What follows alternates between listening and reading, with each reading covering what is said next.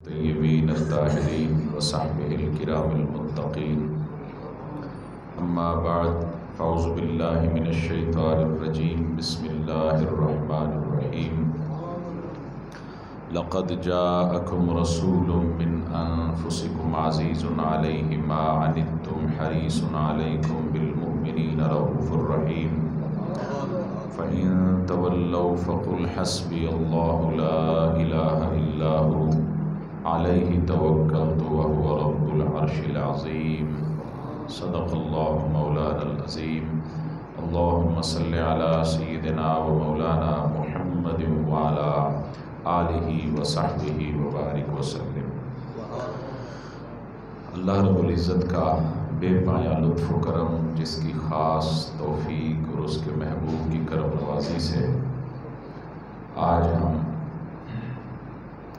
دینوں کے سردار جمعۃ المبارک میں اللہ کے حضور حاضر ہیں۔ اللہ تبارک و تعالی ہم سب کی حاضری کو قبول فرمائے۔ اللہ کریم ہم سب کے جتنے اعزاء اقربا آبا و اجداد اس جہان فانی سے رخصت ہو چکے، اللہ سب کی بخشش و مغفرت فرمائے۔ آج سے انشاءاللہ العزیز ماہ ربیع الاول کے حوالے سے حضور کی آمد کا موسم چونکہ قریب ہے، سو حضور کی مبارک ولادت باسعادت، حضور کے والدین کریمین اور آقا علیہ السلام کی مبارک بچپن، اس کا خوبصورت تذکرہ کر کے اگلے جمعۃ المبارک میں پھر حضور علیہ السلام کی مبارک جوانی کے خوبصورت ایام وہ آپ کے گوش گزار کریں گے۔ اللہ کریم ہم سب کو حضور کی محبت میں زندہ رکھے، ہماری آئندہ نسلوں کو حضور کی مبارک سیرت کی خیرات عطا فرمائے۔ آقا علیہ السلام کے والد محترم کا نام سیدنا حضرت عبداللہ رضی اللہ تعالیٰ عنہ، حضور کے دادا محترم کا نام حضرت سیدنا عبد المطلب رضی اللہ تعالیٰ عنہ، اور حضور کے پردادا کا نام جناب حضرت ہاشم رضی اللہ تعالیٰ عنہ، اور حضرت ہاشم رضی اللہ تعالیٰ عنہ کے والد محترم کا نام حضرت عبد مناف۔ یہ حضور کے آباء و اجداد پر انشاءاللہ کسی ایک جمعۃ المبارک میں ہم تفصیل سے خطاب کریں گے، جس میں حضرت عبداللہ سے لے کر حضرت اسماعیل علیہ السلام تک حضور کے جتنے آباء و اجداد تھے تمام کا مبارک تذکرہ آپ کو سنائیں گے کہ کس کس کے ماتھے میں پیشانی میں حضور کا نور کس طرح چمکا کرتا تھا، اور وہ کس طرح آنے والوں کو حضور کے نور کی امانت دے کر گناہوں سے، بدکاریوں سے، شراب نوشیوں سے، بتوں کی عبادت سے بچنے کی تلقین کیا کرتے تھے۔ آقا علیہ السلام کے پردادا حضرت ہاشم یہ مکہ کے بہت بڑے تاجر تھے اور بہت بڑے سخی اور فیاض اور جواد تھے۔ ہاشم کا مطلب ہوتا ہے سالن میں روٹیوں کو توڑ کر غریبوں کو، مسافروں کو، حاجیوں کو کھلانے والا۔ عربی میں ایسے بندے کو ہاشم کہتے ہیں۔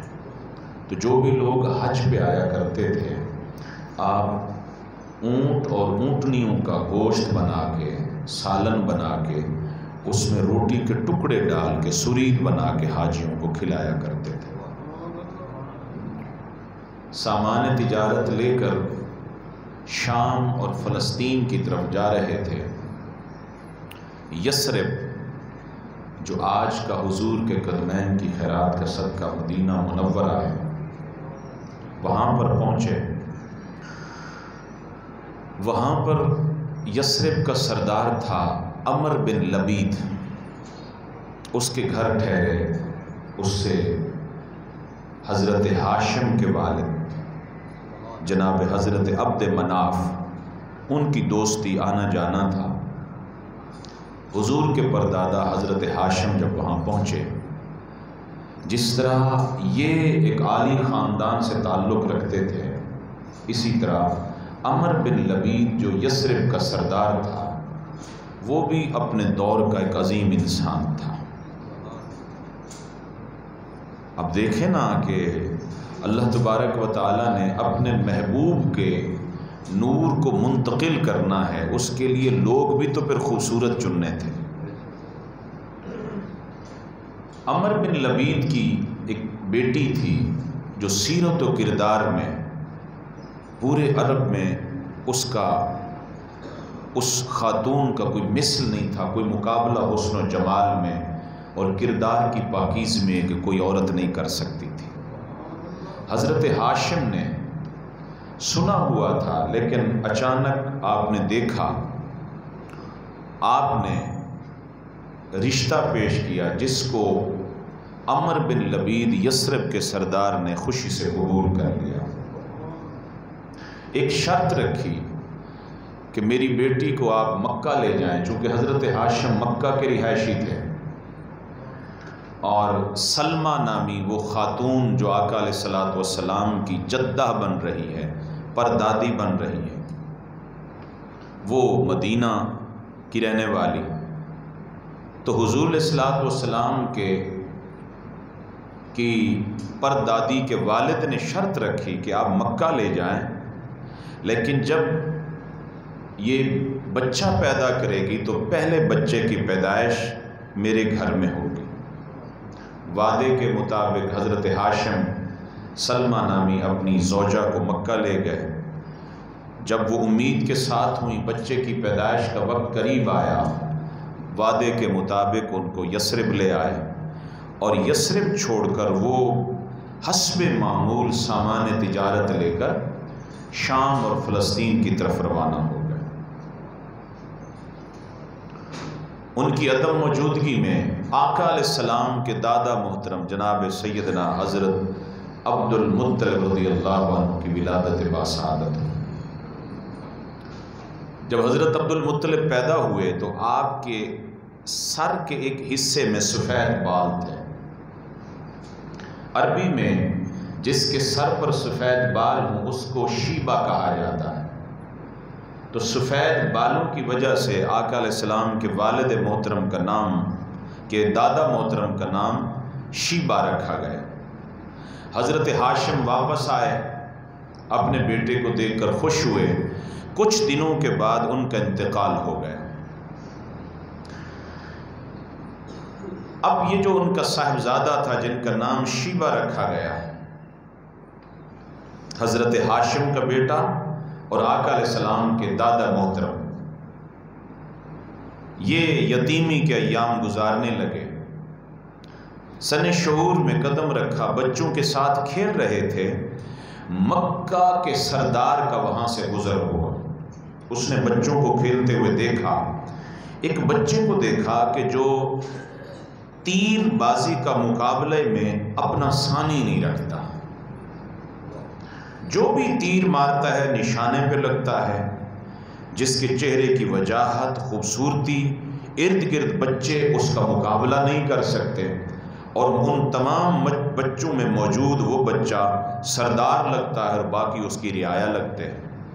اس کی طرف جب متوجہ ہوئے، بچے نے کہا انا ابن ہاشم انا ابن سید البطحا، میں ہاشم کا بیٹا ہوں اور میں وادی بطحا مکہ کے سردار کا بیٹا ہوں۔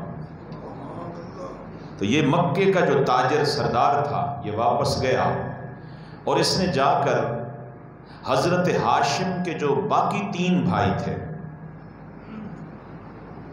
باقی جو 3 بھائی تھے، ایک کا نام تھا مطلب، ایک کا نام تھا عبد شمس، اور تیسرے کا نام تھا نوفل، جا کے ہاشم کے 3 بھائیوں کو بتایا کہ تمہارا بھتیجا، تمہارے مرحوم بھائی کا بیٹا، وہ تو اس طرح وہاں تیر اندازی کے مقابلے میں اپنی مہارت دکھا رہا ہے، اور وہاں وہ یتیمی کے دن گزار رہا ہے، آپ اس کو لے آئیں۔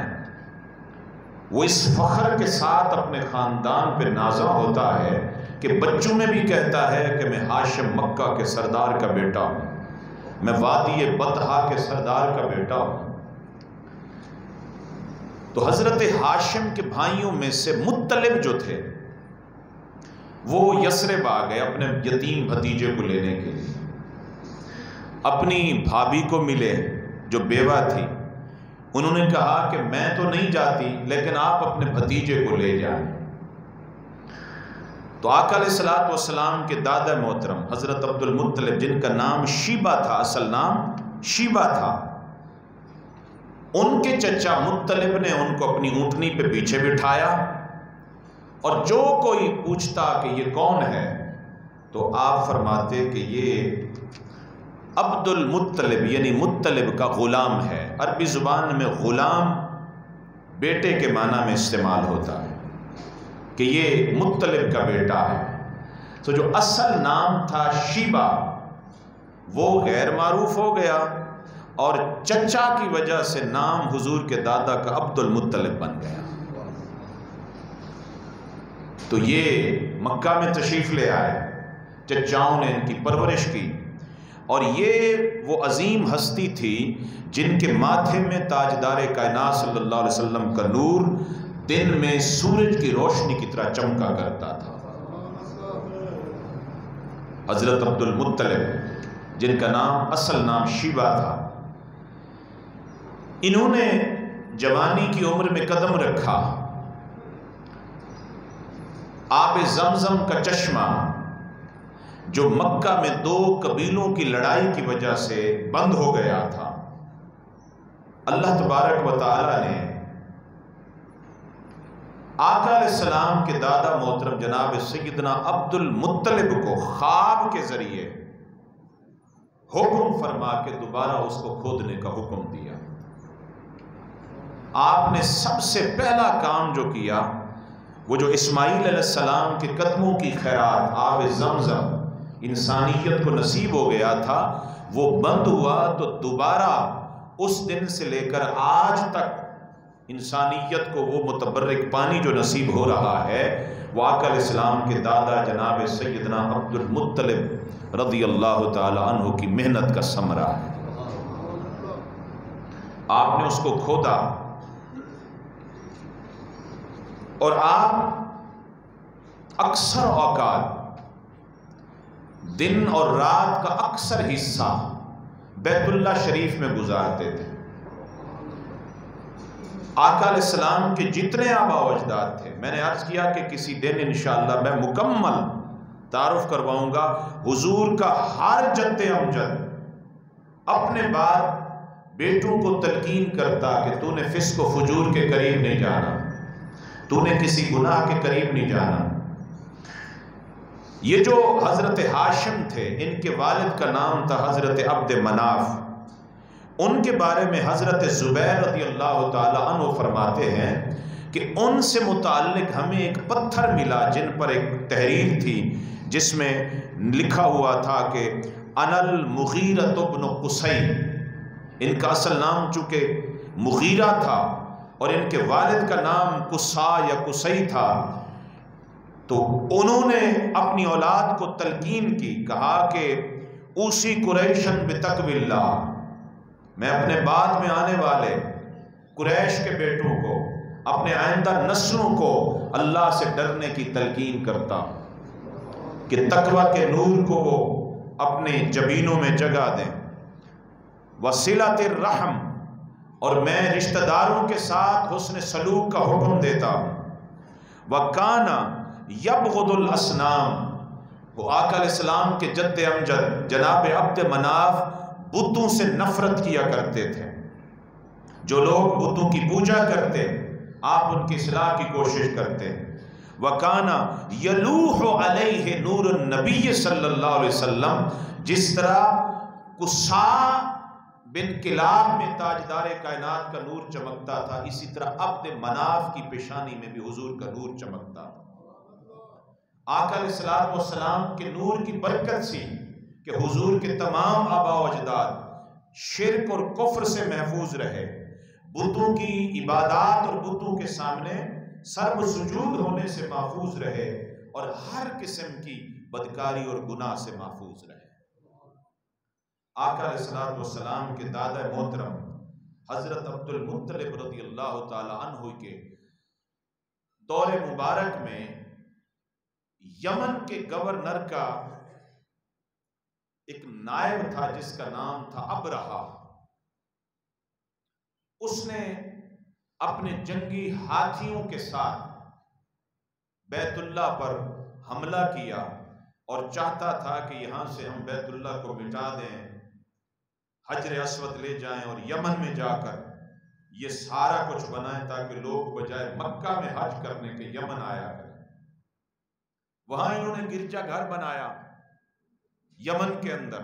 مکہ میں جب لوگوں کو پتہ چلا اللہ کے گھر کے مقابلے میں وہ گھر جس کی سب سے پہلی تعمیر فرشتوں نے کی، اس کے بعد حضرت آدم علیہ السلام نے کی، ان کے بعد نوح علیہ السلام نے کی، پھر ادریس علیہ السلام نے کی، پھر ابراہیم علیہ السلام نے کی، اور اس کے بعد ہمارے آباء و اجداد نے کی، اس کے مقابلے میں یمن کے عیسائی بادشاہ نے وہاں گھر بنایا ہے۔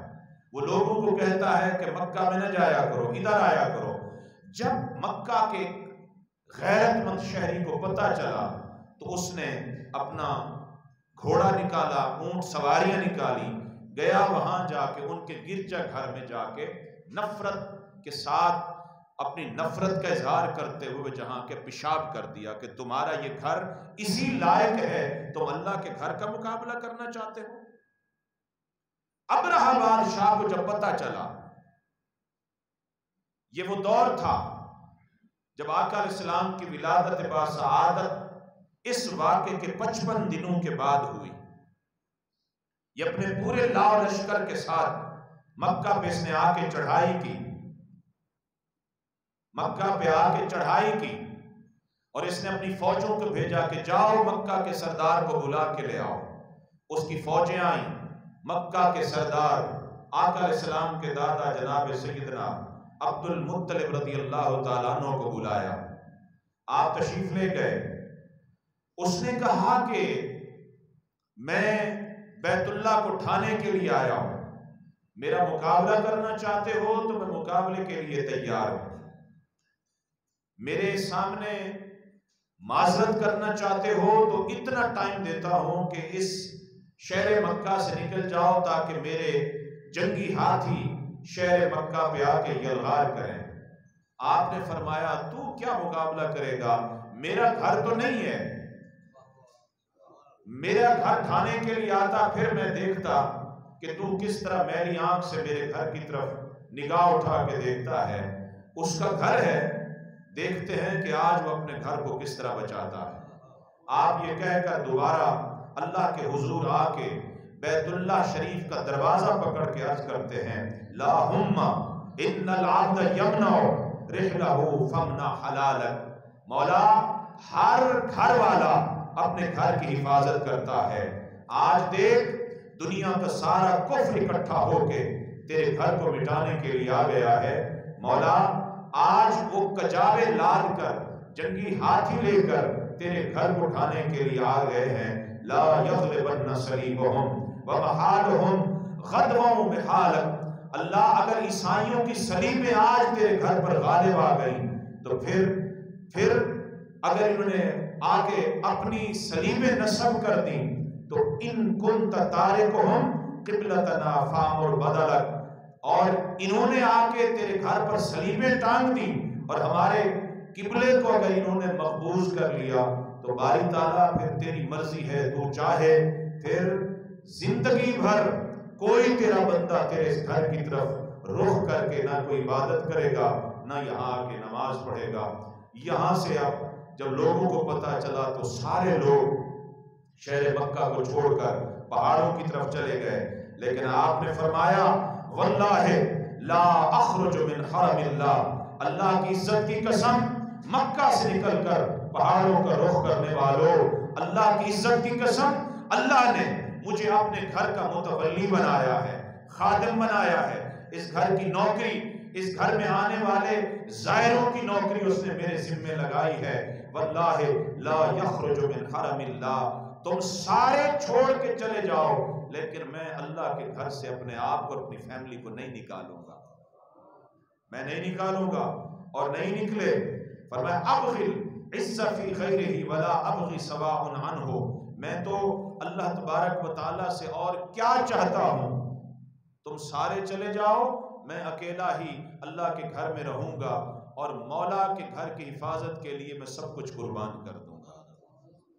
ادھر رب ذوالجلال کی بارگاہ میں بھی عرض کی مولا تیرے گھر پہ حملہ کرنے کے لیے آج دنیا کا کفر جمع ہو چکا ہے، ادھر عرض کی مولا ادھر سارے لوگ بے وفائی کر کے جا رہے ہیں لیکن مولا میں تیری بارگاہ اور تیرے گھر سے بے وفائی نہیں کروں گا۔ تو تاجدار کائنات ہی کا جو خون مبارک ہے یہ حضور کے آباء و اجداد ہیں، حضور کے آباء و اجداد ہوں یا آقا علیہ السلام کی اولاد ہو، یہ وہ ازل سے گھرانہ ہے جو ہر دور میں اللہ کے دین کے لیے سب کچھ لٹانے کے لیے تیار رہا، اللہ کے دین کو ثابت قدم رکھنے کے لیے سب کچھ کرنے کے لیے تیار رہا ہے۔ پھر کیا ہوا؟ پھر قرآن آپ نے پڑھا ہے الم تر کیف فعل ربک باصحاب الفیل الم یجعل کیدہم فی تضلیل وارسل علیہم طیرا ابابیل ترمیہم بحجارۃ من سجیل فجعلہم کعصف مأکول۔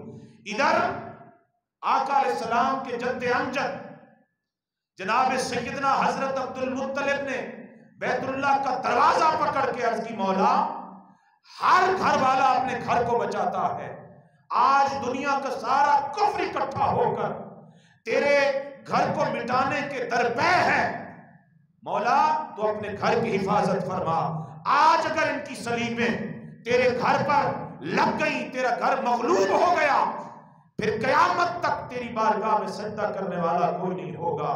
ادھر دعا کرنے کی دیر تھی، ادھر رب ذوالجلال نے ابابیلوں کے جھنڈ در جھنڈ وہ بھیجے جن کے پنجوں میں چھوٹی چھوٹی کنکریاں تھیں۔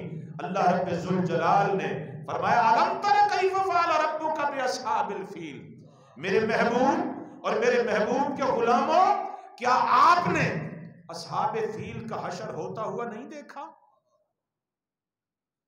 کہ وہ ابابیل جو چھوٹے چھوٹے پرندے اپنے پنجوں میں چھوٹے چھوٹے پتھر لے آ رہے تھے اور وہ اوپر سے گراتے تھے، جس ہاتھی پہ وہ چھوٹا سا پتھر گرتا اور جس فوجی پہ گرتا آر پار ہو جاتا، آنن فانن جنگ کا نقشہ بدل گیا، ابرہہ بادشاہ مبہوت ہو کر یمن کی طرف بھاگا۔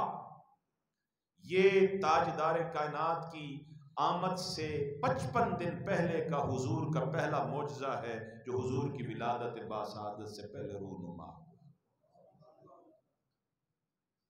انہوں نے شادی کی، اللہ تعالیٰ نے ان کو 10 بیٹے عطا فرمائے، حضرت عبد المطلب نے، حضور کے دادا نے، اور منت مانی باری تعالیٰ اللہ تعالیٰ مجھے 10 بیٹے عطا فرمائے، میں ان میں سے ایک تیری بارگاہ میں قربان کروں گا۔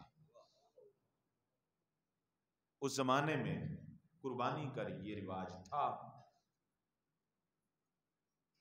10 بیٹے عطا فرمائے، 10 بیٹوں میں آقا علیہ السلام کا نور جس میں چمکتا تھا وہ حضرت عبد المطلب کا سب سے چھوٹا صاحبزادہ جناب مخدوم کائنات حضرت عبداللہ رضی اللہ عنہ۔ قرعہ ڈالا گیا، جب قرعہ ڈالا گیا تو نام آقا علیہ السلام کے والد محترم جناب سیدنا عبداللہ رضی اللہ تعالی عنہ کا نکلا، ان کو قربان کیا جائے۔ مکہ کے جتنے لوگ ہیں وہ سارے چل کے آ رہے ہیں، اتنا خوبصورت جن کو دیکھنے کے لیے بے قصوں کی آنکھوں کو چین اور سرور ملتا ہے، اس کو تو نہ شہید کریں، کسی اور کو شہید کر دیں۔ تو آپ نے کیا کہا؟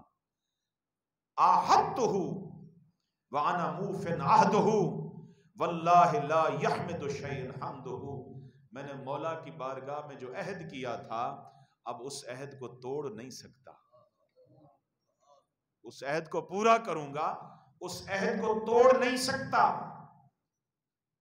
سارا مکہ پریشان، مکہ کی وادی میں پردہ نشین بیبیاں بھی پردے کی اوٹ میں کھڑے ہو کر جس ہستی کو دیکھنے کے لیے کئی لمحے انتظار میں کھڑی رہتی تھی، آج ان کو قربان کیا جا رہا ہے۔ لوگ منتیں سماجتیں کر رہے ہیں، حضور کسی اور بیٹے کو شہید کر دیں۔ آپ نے کہا اللہ سے کیے ہوئے وعدے سے انحراف نہیں کر سکتا۔ کسی نے مشورہ دیا، یثرب شہر کے اندر ایک عورت ہے جو عرافہ ہے، کاہنہ ہے، جو حساب لگاتی ہے، اس کے پاس جائیں، اپنا مسئلہ پیش کریں، وہ کوئی حل ضرور بتائے گی۔ کوشش یہ تھی کہ حضرت عبداللہ رضی اللہ تعالی عنہ کو قربان نہ کیا جائے۔ سیدنا عبد المطلب نے لوگوں کی بات مانی، یثرب مدینہ کی طرف چل پڑے، اس عورت کو جا کے ملے۔ اس عورت نے کہا ایک عمل بتاتی ہوں، اگر کر لو اللہ راضی ہو جائے گا۔ عمل کیا ہے؟ اس نے کہا کہ عمل یہ ہے، ایک طرف حضرت عبداللہ کو رکھو جس بیٹے کو قربان کرنا ہے، اور دوسری طرف 10 اونٹ رکھو، قرعہ ڈالو، اگر حضرت عبداللہ کا نام نکلے اونٹوں میں 10 اونٹوں کا اضافہ کر دینا، اور اگر اونٹوں کا نام نکلا ہے تو اونٹ قربان کر دینا، وہ ان کی طرف سے قربانی ہو جائے گی۔ جتنی بار حضرت عبداللہ کا نام قربانی کے لیے نکلے اتنی بار 10 اونٹوں کا اضافہ کرتے جانا۔ یثرب سے واپس مکہ آئے، اس عورت کے بتائے ہوئے طریقے پر عمل کیا، 10 اونٹ ایک طرف، حضرت عبداللہ دوسری طرف، نام حضرت عبداللہ کا نکلا۔ 10 اونٹ بڑھا دیے، 20 ہو گئے، حضرت عبداللہ ایک طرف، 20 اونٹ ایک طرف، نام حضرت عبداللہ کا نکلا۔ اب 10 اونٹ بڑھا دیے، 30 اونٹ ایک طرف، مخدوم کائنات حضرت عبداللہ ایک طرف، نام حضرت عبداللہ کا نکلا۔ 40 اونٹوں پر بھی حضرت عبداللہ کا نام، 50 اونٹوں پر بھی حضرت عبداللہ کا نام، 60 اونٹوں پر بھی حضرت عبداللہ کا نام، 70 80 90 اونٹوں پر بھی حضرت عبداللہ کا نام۔ جب اونٹوں کی تعداد 100 پہنچی پھر پورا اونٹوں کے نام پر نکلا، 100 اونٹ ذبح کر دیے گئے۔ اس لیے میرے آقا نے فرمایا انا ابن ذبیحتین، لوگوں میں 2 ذبیحوں کا بیٹا ہوں، ایک اسماعیل اور ایک مخدوم کائنات حضرت عبداللہ، میں 2 ذبیحوں کا بیٹا۔ تو آباء و اجداد اگر عظمت والے ہوں، شان والے ہوں، اور بعد میں آنے والی نسل کے لیے وہ مشعل راہ ہوں، تو آقا کی سنت یہ ہے کہ بندہ ان کا بیٹا ہونے پر فخر کر سکتا ہے، یہ مصطفیٰ کی سنت ہے۔ حضرت عبداللہ رضی اللہ تعالی عنہ 100 اونٹوں کے عوض قربانی سے بچ گئے، اور یقینی بات بچنا تھا، اللہ رب ذوالجلال نے مصطفیٰ کے نور کے لیے جو ان کو چن رکھا تھا۔ حضرت عبداللہ رضی اللہ تعالی عنہ جوانی کی عمر میں قدم رکھتے ہیں، جس طرح حضرت معد، حضرت عدنان، حضرت اسماعیل، حضرت ابراہیم، ان سے لے کر حضرت عبد المطلب، حضرت ہاشم، حضرت عبد مناف بن قصا بن کلاب بن مرہ بن کعب، یہ جتنے آقا کے آباء و اجداد تھے، حضرت آدم سے لے کر حضرت عبداللہ تک، حضرت آدم سے لے کر حضرت عبد المطلب تک جس طرح ہر ایک کی پیشانی میں حضور کا نور چمکا کرتا تھا، بالکل اسی طرح وہ نور حضرت عبداللہ کی پیشانی میں چمکا کرتا تھا۔ میں نے عرض کیا مکہ کی پاک دامن بیبیاں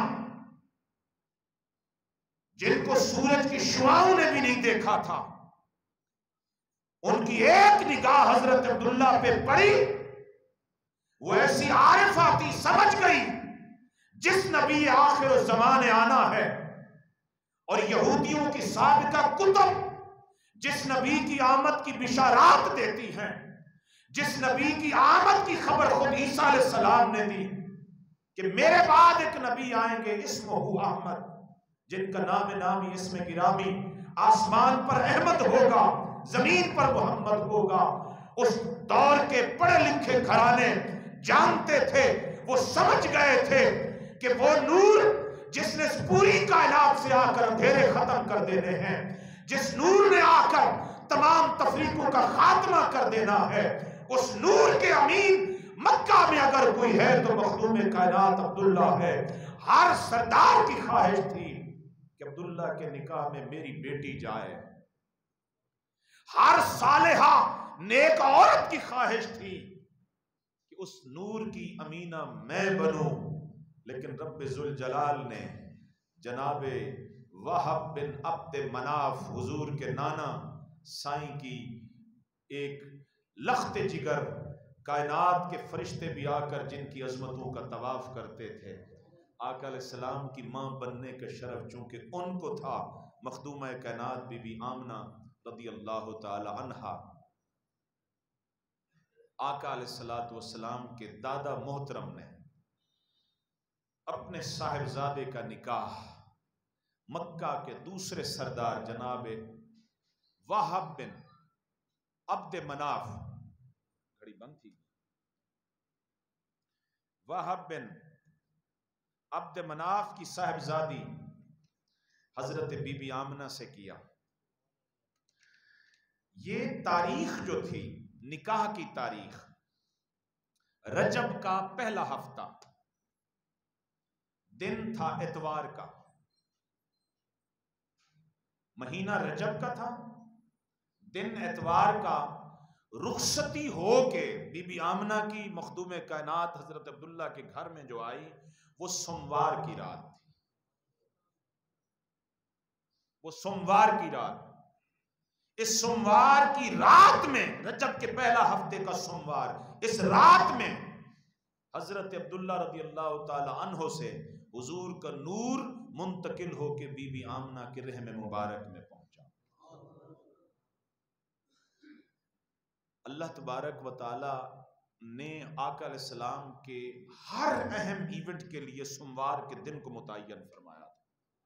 حضور کے نور کا انتقال بی بی آمنہ کے بطن مبارک میں سوموار کی رات، حضور کی ولادت بسعادت سوموار کا دن، آقا علیہ السلام پر وحی کا آغاز سوموار کے دن ہوا، آقا علیہ السلام کو معراج اللہ نے کروائی تو سوموار کی رات، آقا علیہ السلام نے ہجرت فرمائی مکہ سے مدینہ کی طرف 8 ربیع الاول کو، جب قباء میں مدینہ سے پہلے پہنچے تو سوموار کا دن، آقا علیہ السلام جب مدینہ میں قدم رنجہ فرماتے ہیں تو 12 ربیع الاول کا دن، آقا علیہ السلام کا وصال با کمال ہوا تو سوموار کا دن 2 ربیع الاول۔ اسی لیے حضور ہر سوموار کا روزہ رکھتے تھے۔ پوچھا کہ یا رسول اللہ ہر سوموار کا روزہ کیوں رکھتے ہیں؟ تو آپ نے فرمایا ولدت فیہ وانزل علیہ، اس دن میری ولادت بسعادت ہوئی اور اس دن مجھ پر وحی کا آغاز ہوا۔ عاشقوں، مصطفیٰ کے غلاموں، تم سال کے بعد ایک دن تاجدار کائنات کی آمد کی خوشی میں میلاد کا نام دے کر اہتمام کے ساتھ آقا کی آمد کی خوشی کا جشن مناتے ہو، مگر تاجدار کائنات نے اپنے طریقے کے مطابق سنت عطا فرمائی، فرمایا میں مصطفیٰ ہر سوموار کو روزہ رکھ کے اپنا میلاد اس صورت میں مناتا ہوں۔ آقا علیہ السلام اپنا میلاد ہر پیر کو روزہ رکھ کے منایا کرتے تھے۔ امام زرقانی نے لکھا 3 دن حضرت عبداللہ بی بی آمنہ کے پاس رہے. بعضوں نے 1 مہینہ بھی لکھا، بعضوں نے 2 مہینے بھی لکھے. 3 مہینے کی روایت بہت سے سیرت نگاروں نے صحیح قرار دی ہے. حضرت عبداللہ اپنے آبا و اجداد کی طرح تجارت کا کام کیے کرتے تھے. انہی دنوں قافلے مکہ سے ملک شام جا رہے ہیں. عرض کی ابا جان، جس نور کا امین آپ نے بنایا تھا وہ آمنہ کے بطن مبارک میں منتقل ہو گیا ہے. اب آپ کی اجازت ہو تو قافلہ لے کر میں مکہ سے شام جاؤں. باپ نے اجازت دی. آقا علیہ السلام کے والد محترم اور باقی جتنے آبا و اجداد تھے مکہ سے اگر شام فلسطین جاتے آنے جانے میں 2.5 سے 3 ماہ لگتے تھے. وہ شام گئے، واپس اپنے آبا و اجداد کے ننیحال یثرب جو مدینہ منورہ ہے، حضرت عبداللہ وہاں پہنچے، بیمار ہوئے اور وہیں پر ان کا وصال با کمال ہوا. آقا کی ولادت سے 6 مہینے قبل رجب کے مہینے میں حضور کا نور منتقل ہوا. ربیع الاول کی 12 تاریخ کو حضور کی ولادت بسعادت ہوئی. تو 6 مہینے قبل حضرت عبداللہ اس دنیا سے تشریف لے گئے. حضرت بی بی آمنہ رضی اللہ تعالی عنہا نے ان کے غم میں کچھ اشعار بھی کہے، لیکن ٹائم نہیں ہے. میں آخری بات سنا کے پھر اجازت چاہتا ہوں. اس موضوع کو پھر اگلے جمعۃ المبارک میں انشاءاللہ. اب جو بات سننے والی ہے، 9 مہینے میرے آقا اپنی والدہ کے بطن مبارک میں رہے. 9 مہینے. آپ فرماتی ہیں، اور اس فرمان کو علامہ امام ابن جوزی نے آقا کی سیرت پہ جو کتاب لکھی ہے الوفا، اس میں لکھا سیدہ آمنہ رضی اللہ تعالی عنہ نے فرمایا واللہ ما شعرت انی حملت به ولا وجدت له ثقلا کما تجد النساء.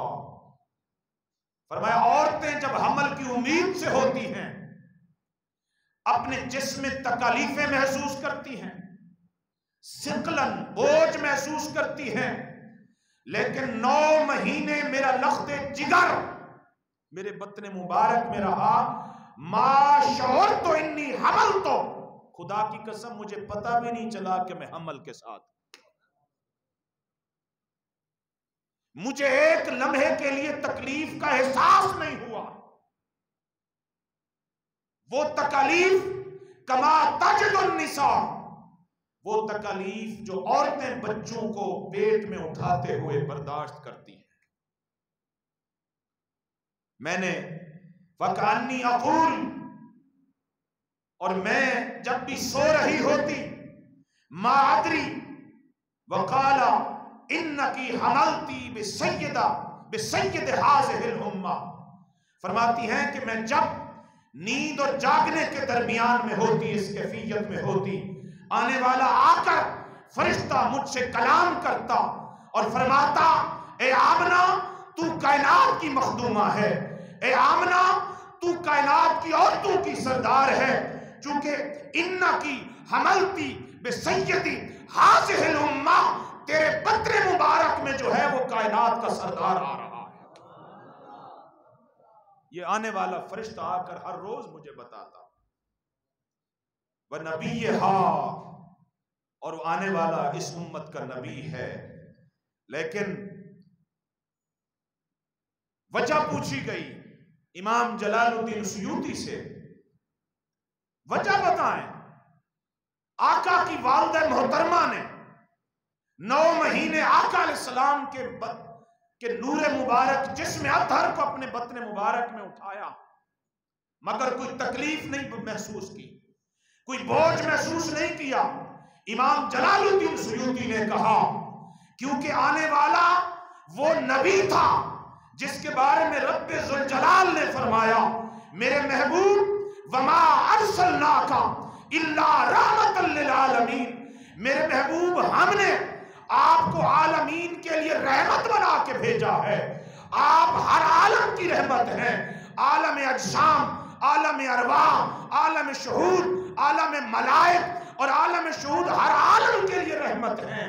جو نبی ہر عالم کے لیے رحمت ہے وہ عالم ارواح سے عالم شہود میں آتے ہوئے بھلا ماں کو کیسے تکلیف دے سکتا تھا؟